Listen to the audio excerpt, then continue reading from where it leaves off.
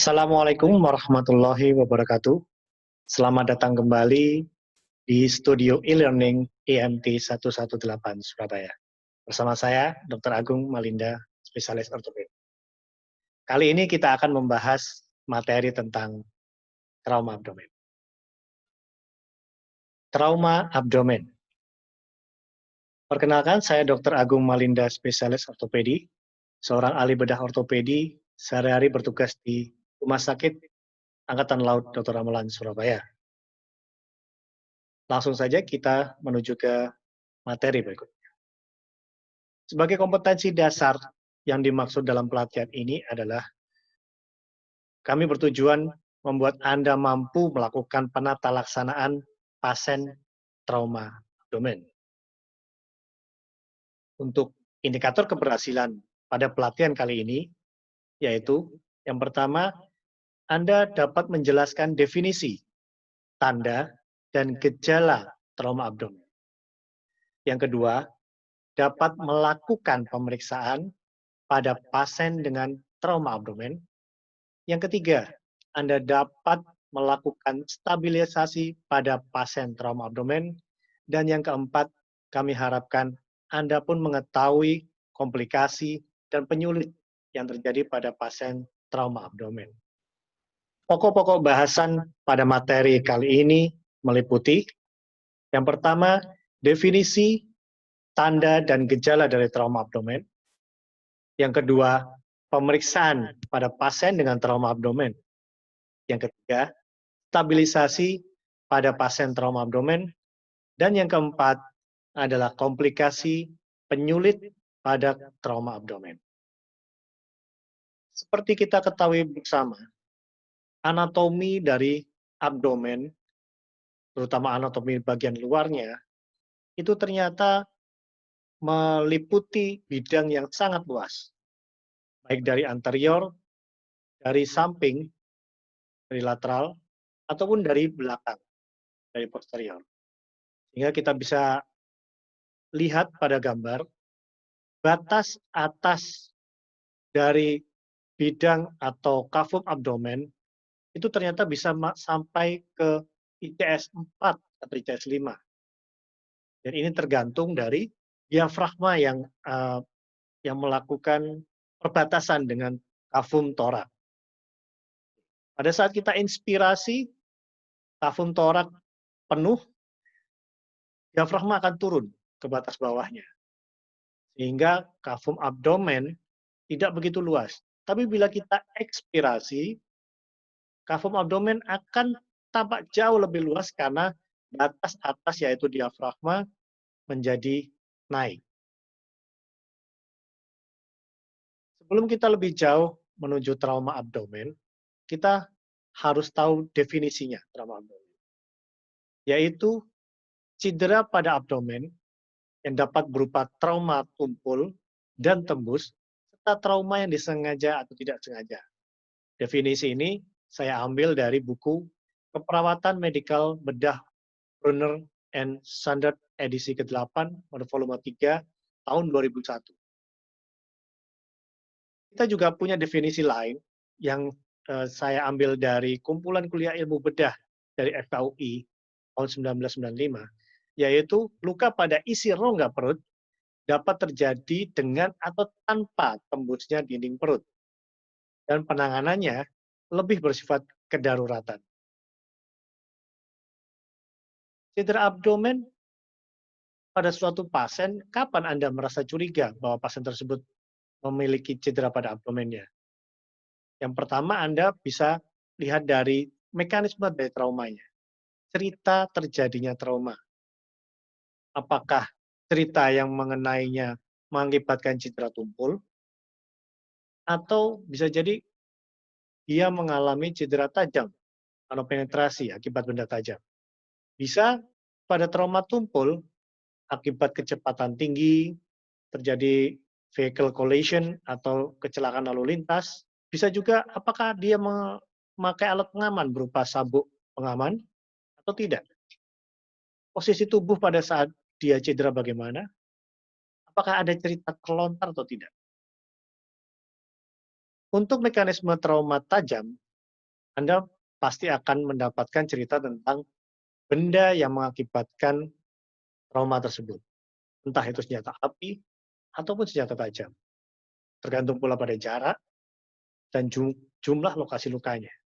Mekanisme trauma tumpul bila terjadi pada seorang penderita kecelakaan lalu lintas misalnya, rata-rata organ yang sering terkena adalah spleen atau limpa, liver atau hati, small bowel atau usus. Tiga jenis organ ini yang paling sering terkena pada trauma tumpul pada cedera abdomen.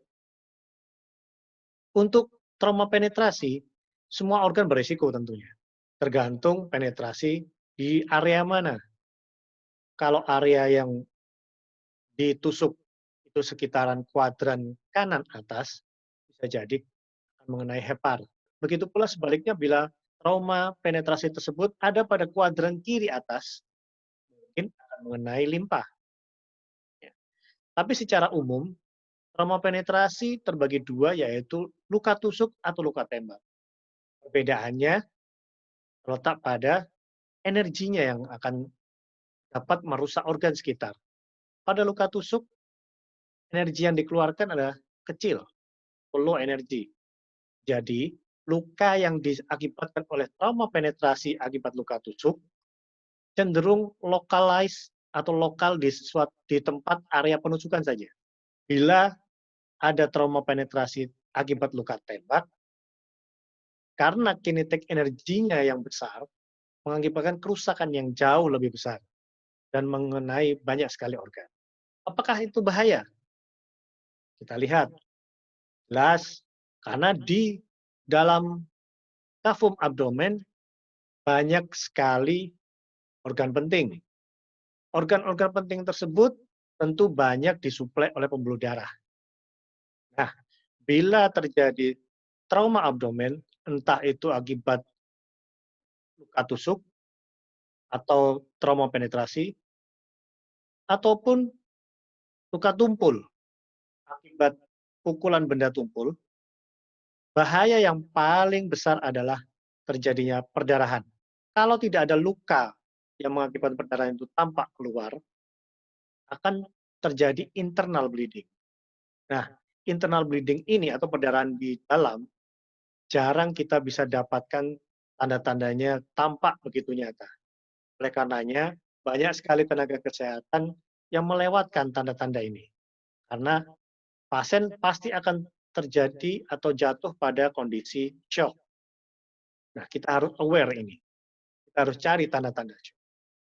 Bahaya yang kedua adalah terjadinya infeksi bila terjadi luka besar di abdomen. Dunia luar begitu masuk ke dalam rongga abdomen yang seharusnya steril akan besar pengaruhnya pada kemungkinan terjadinya infeksi. Belum lagi bila organ yang terkena adalah bukan organ padat, yaitu misalnya usus. Organ berongga seperti usus, di dalam usus tentu ada feses, di mana feses bukan suatu barang yang steril. Sehingga bila terjadi luka atau robek pada usus, dan isi dari usus tersebut keluar, akan mengakibatkan infeksi pada rongga abdomen. Sekarang pemeriksaan apa yang bisa kita lakukan pada pasien dengan trauma abdomen? Atau paling tidak pasien yang Anda curigai mendapatkan trauma abdomen. Yang pertama, kita mulai penilaian dengan pemeriksaan fisik berupa inspeksi. Kita melihat dulu. Dimulai dari cara yang paling tidak ofensif atau tidak menyakiti pasien. Ya, dengan cara melihat. Apa yang dilihat? Jas, luka, atau besarnya perut yang kita sebut distended. Lalu pemeriksaan berikutnya adalah auskultasi atau mendengar. Apa yang didengarkan? Bising usus. Lalu kita bisa lanjutkan pada perkusi dan palpasi. Perkusi kita cari pekak heparnya, palpasi kita bisa menilai apakah ada nyeri tekan pada saat lokasi tersebut kita tekan. Tapi tentunya ini hanya bisa kita dapatkan pada pasien yang sadar. Nah, Bagaimana dengan pasien dengan kondisi-kondisi khusus? Nah, ini ada faktor-faktor yang dapat mempengaruhi penilaian Anda pada survei awal atau primary survey.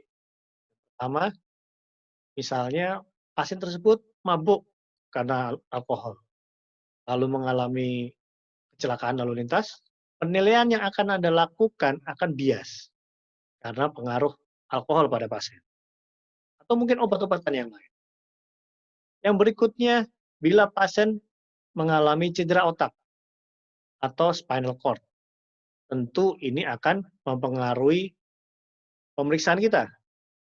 Misal pada GCS 111 dengan cedera otak berat, tentu kita tidak bisa menanyakan apakah sakit di daerah sini, apakah sakit di daerah situ. Yang lain lagi adalah cedera pada tulang belakang.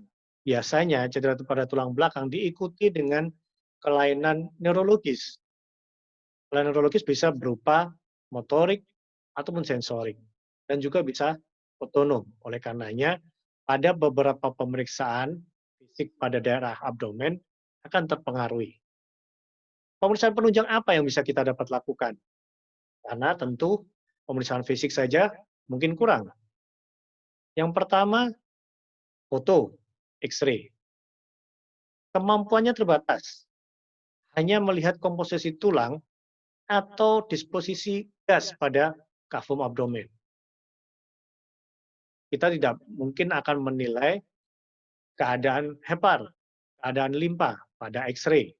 Yang berikutnya, CT scan abdomen yang lebih canggih. Ini merupakan gold standard dari pemeriksaan atau cara yang paling ideal yang disarankan. Tapi tidak semua rumah sakit memiliki CT scan. Jadi kita bisa nilai apakah penderita tersebut perlu pemeriksaan CT scan.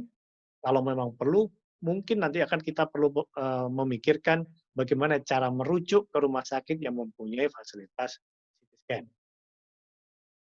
Tentu yang berikutnya, kekurangan berikutnya adalah costly, mahal. Pemeriksaan ini cukup mahal. Berikutnya lagi yang bisa dilakukan adalah USG FAST atau FAST ini sebuah singkatan, panjangannya adalah Focus on Assessment of Sonography on Trauma. Jadi USG ini bukan untuk menilai keadaan seluruh abdomen, tetapi USG ini fokus pada pemeriksaan mencari cairan bebas pada kavum abdomen. Ini bisa dilakukan bila kita mencurigai adanya internal bleeding. USG ini adalah merupakan metode yang cepat, mudah, murah, non-invasif pula.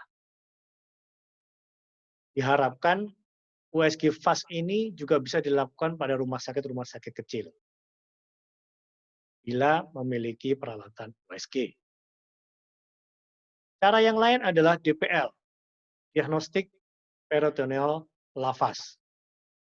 Cara ini tidak terlalu disarankan yang dilakukan oleh orang-orang yang kurang berkompeten. Karena cara ini, metode ini cukup invasif. Kavum abdomen dibuka sedikit dan dilakukan pengisian dengan cairan steril. Lalu hasilnya kita bisa nilai dengan kriteria dan parameter tertentu. Tapi perlu backup pemeriksaan lab. Indikasinya pun terbatas. Tidak semua orang bisa melakukan cara DPL ini. Dan yang terakhir, tentunya bila semua cara ini masih cukup meragukan, ada satu cara yaitu laparotomi eksplorasi. Langkah diagnostik terakhir untuk menemukan dan menghentikan perdarahan. Bila persangkaan kita kuat terjadinya perdarahan, internal bleeding, ataupun disertai dengan kerusakan organ, langkah ini cukup efektif. Tapi langkah ini adalah langkah yang terakhir. Sebagai tambahan, pada tes laboratorium baik darah maupun urin, pada pemeriksaan ini pasien dengan trauma abdomen tidak wajib melakukan cek lab darah kecuali bila akan dilakukan sitolaparotomi. Ini pun yang diperiksa tidak semuanya. Kimia klinik mungkin tidak perlu dilakukan. Jadi cukup lab dasar saja. Tentunya juga dengan cross match dari darah, sehingga bila terjadi abnormal hemodinamik dan diperlukan penggantian darah atau transfusi darah, akan dilakukan dengan cepat karena datanya sudah ada. Berikutnya, Anda bisa menambahkan tes kehamilan karena pada perut yang tampak distended, pada wanita dengan usia subur, bisa jadi hal yang Anda akan temukan adalah pasien tersebut dalam keadaan hamil. Oleh karenanya, mungkin diperlukan tes kehamilan untuk memastikan tersebut. Seperti yang saya bilang tadi, bila ada indikasi akibat penyalahgunaan alkohol atau mungkin obat-obatan, bisa jadi akan ditambahkan pada tes-tes yang. Bila ada hematuri, Anda bisa melakukan pemeriksaan pula pada tes urinnya. X-ray seperti yang saya bilang tadi, kita bisa lakukan dua macam X-ray yang paling penting, yaitu torak dan pelvis. Dua foto ini bisa didapatkan di UGD dengan menggunakan mobile X-ray.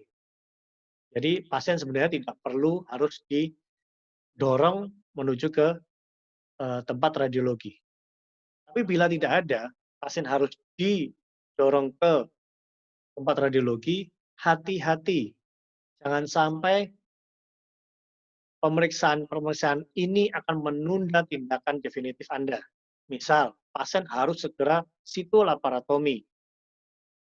Foto ini tidak terlalu penting jika harus mengejar waktu untuk mencapai ke kamar operasi.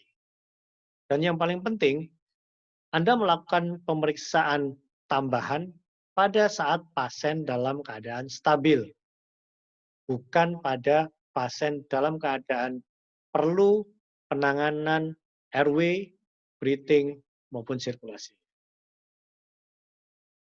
Sebagai tambahan lagi, apakah Anda bisa melakukan pemasangan nasogastric tube atau NGT? Boleh. Hal ini menguntungkan untuk dekompresi lambung, mengurangi bahaya aspirasi. Tetapi awas, pada pasien dengan fraktur basis kranii dapat merangsang muntah dan lagian NG tube tersebut bila Anda masukkan bisa false route atau salah rute menuju ke basis kraniinya. Untuk urin kateter, ya, kita perlu memberikan pemasangan urin kateter. Untuk apa? Untuk monitor urin output-nya. Tapi ingat, ada kontraindikasinya, yaitu pada ruptur traktus urinari atau ruptur uretra. Ingat, tanda-tanda ruptur uretra. Yang pertama, ada hematuri, gross hematuri. Yang kedua, ada jejas yang luas di perineal, baik untuk laki-laki mulai dari alat kelamin atas, skrotum, hingga ke lubang anus. Kalau pada perempuan, hati-hati ada trauma yang besar atau jejas yang besar pada vulvanya. Untuk evaluasi pasien dengan trauma abdomen, Anda perlu memeriksa, yang pertama jangan sampai lupa, tanda-tanda shock, mulai dari nadi, sakral, CRT, dan tanda-tanda yang lain. Vital sign juga penting, jangan dilupakan skala nyerinya. Pemeriksaan fisik abdomen perlu kita ulangi lagi, paling tidak pada ukur lingkar perutnya, sehingga bisa mengevaluasi distendednya akan tampak lebih membesar atau tidak. Yang terakhir, jangan lupa sekaligus Anda mengecek adakah penurunan kesadaran, karena rata-rata shock yang terjadi akan diikuti oleh penurunan kesadaran sedikit demi sedikit. Apa yang bisa kita lakukan untuk stabilisasi? Bila Anda menemukan, ya ini pasien trauma abdomen. Yang pertama kita kenali masalahnya. Bila terjadi shock atau perdarahan yang banyak, nah, tanda-tanda shock kita dapatkan, yang paling pertama adalah resusitasi cairan. Jangan lupa cara-cara melakukan resusitasi cairan. Cairan apa yang dipilih? Kristaloid, jumlahnya, berapa jalur yang dimasukkan, dan berapa cepat Anda melakukan resusitasi cairan. Langkah yang kedua tentunya, bila kita mengetahui adanya internal bleeding atau perdarahan, tentunya kita akan melakukan penghentian pendarahan. Penghentian pendarahan pada kavum abdomen dapat dilakukan dengan cara surgical atau operasi. Operasi yang dilakukan adalah laparotomi. Pada resusitasi cairan, Anda jangan lupa pasang IV line 2 jalur, ambil sampel darah, masukkan cairan kristaloid yang dipilih, paling tidak sebanyak 1 liter. Anda harus cepat melakukan pengisian paling tidak dalam tempo 10-15 menit cairan tersebut bisa masuk. Lalu kita bisa evaluasi kembali. Penghentian perdarahan seperti yang saya bilang tadi, bila ada perdarahan yang keluar, yang Anda lihat, Anda bisa lakukan penghentian perdarahan dengan melakukan penekanan. Kalau perdarahan yang diakibatkan oleh fraktur pada pelvis, kita bisa melakukan pelvic bandage. Atau bila perlu, naik kamar operasi untuk melakukan eksternal fiksasi. Yang terakhir, surgical resuscitation seperti yang saya ungkapkan tadi, melalui operasi laparotomi. Kita buka perutnya, kita cari organ yang bermasalah, cari perdarahannya, hentikan. Sedikit saya juga mengulas tentang fraktur pelvis. Nah, fraktur pelvis inilah yang banyak mengakibatkan internal bleeding pada trauma abdomen. Ingat penilaian fraktur pelvis pada saat Anda melihat kondisi penderita atau pasien dengan trauma abdomen, lihat kakinya. Bila ada perbedaan panjang kaki, dan kaki salah satunya yang harusnya eksternal rotasi, ini dia menjadi internal rotasi, hati-hati. Apakah ada problem di tulang kakinya, atau terjadi sesuatu masalah di tulang panggulnya, dalam hal ini pelvisnya. Lihat pula, bila ada perlukaan, apakah hal tersebut mengindikasikan adanya fraktur terbuka atau fraktur tertutup. Jangan lupa Anda melakukan palpasi dan pengecekan untuk stabilisasi pelvisnya. Seperti kita ketahui, pelvis bentuknya seperti ring atau cincin. Terdiri dari beberapa tulang dengan persendian yang ada. Sendi yang pertama ada di belakang, di posterior, yaitu antara sakrum atau tulang ekor dengan ilium atau tulang panggulnya. Sendi yang berikutnya ada pada sendi panggul antara tulang paha dan juga tulang panggulnya.